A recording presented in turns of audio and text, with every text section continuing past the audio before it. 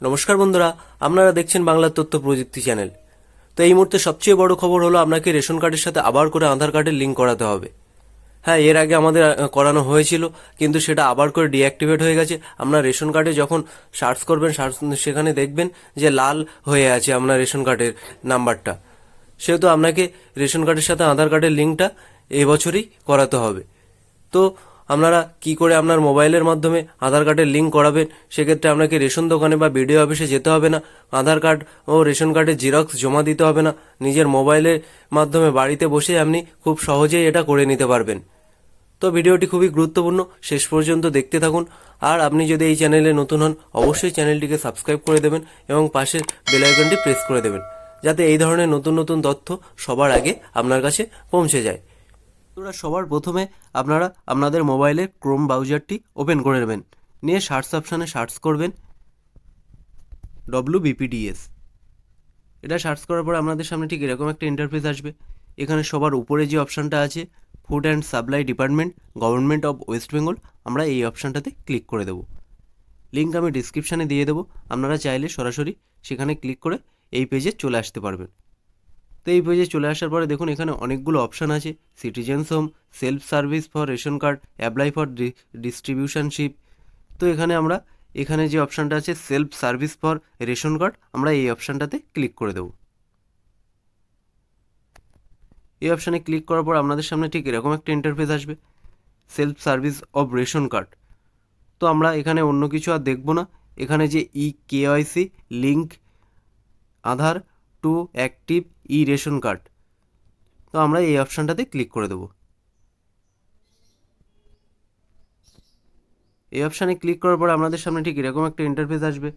এখানে দেখুন link Aadhaar with ration card active and deactivate. তো আমরা এখানে এন্টার রেশন কার্ড নম্বর, এখানে রেশন কার্ডের নাম্বারটা দিয়ে দেবো। সেক্ষেত্রে আমরা রেশন কার্ডের যে ক্যাটাগরি SPH বা RKSY1 সেটা দিতে হবে না। তো এখানে রেশন কার্ডের নাম্বারটা দিয়ে দেবো, দিয়ে এখানে সার্চ অপশানে ক্লিক করে দেবো। সার্চ অপশানে ক্লিক করার পর আপনারা দেখতে পাবেন যে আপনার যে রেশন কার্ডের যে নাম্বারটা দিয়ে সার্চ করেছেন, তো রেশন কার্ডের নাম, তার ফাদার্স বা হাজব্যান্ড নেম, আধার কার্ড, মোবাইল নাম্বার সমস্ত কিছু এখানে শো করবে এবং সেটা বড় হয়ে লাল ও কালার হয়ে গেছে বা লাল রং হয়ে গেছে।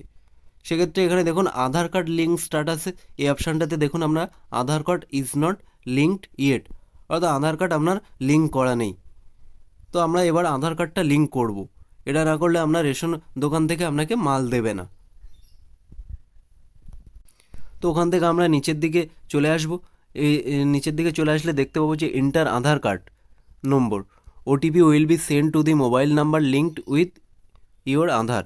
অর্থাৎ এখানে আপনাকে আধার কার্ডের নাম্বারটা বসাতে হবে এবং যে নাম্বারের সাথে আধার কার্ড লিঙ্ক করা আছে বা যে মোবাইল নাম্বারের সাথে আধার কার্ড লিঙ্ক করা আছে, আপনার ওই নাম্বারে একটা OTP চলে যাবে। তো এখানে আমরা আধার কার্ডটা বসিয়ে নেব। আধার কার্ডটা বসিয়ে নেওয়ার পর এই অপশানে একটা টিক দিয়ে দেবো। টিক দিয়ে সেন্ড OTP এই অপশানটাতে ক্লিক করে দেবো।